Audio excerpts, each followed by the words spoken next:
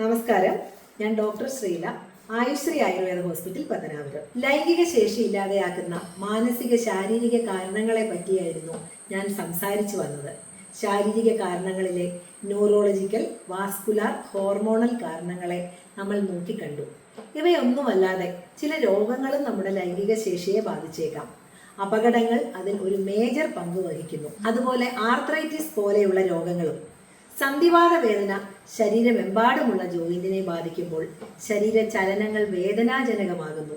അത് ലൈംഗിക ബന്ധത്തിൽ ഏർപ്പെടുന്ന സമയത്ത് വേദന ഉണ്ടാക്കുന്നു. സന്ധിവാത രോഗികൾ വേണ്ട ചികിത്സയെടുത്ത് സന്ധിവാതം നിയന്ത്രിക്കുമ്പോൾ അവർക്ക് നോർമൽ പോലെ തന്നെ സെക്സിൽ ഏർപ്പെടാൻ കഴിയും.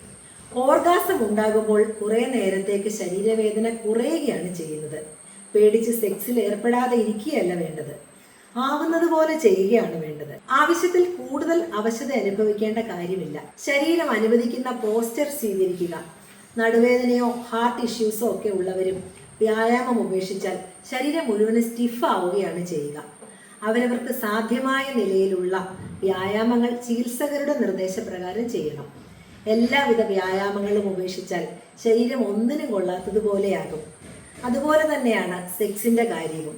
സ്വന്തം ഡോക്ടറുമായി കൂടിയാലോചിച്ച് ശരീരം അനുവദിക്കുന്ന തരത്തിൽ സെക്സിൽ ഏർപ്പെടണം. അത് റിക്കവറി വർദ്ധിപ്പിക്കും.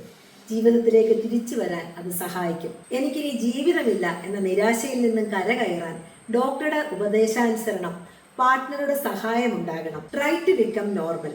Start with what you have. നടക്കാൻ പഠിച്ചപ്പോൾ നിങ്ങൾ വീണില്ലേ? അതുപോലെ ഒക്കുന്ന പോലെ ചെയ്തു തുടങ്ങുക. ക്രമേണ ജീവിതം പുരോഗമിക്കും. Start now, will progress later.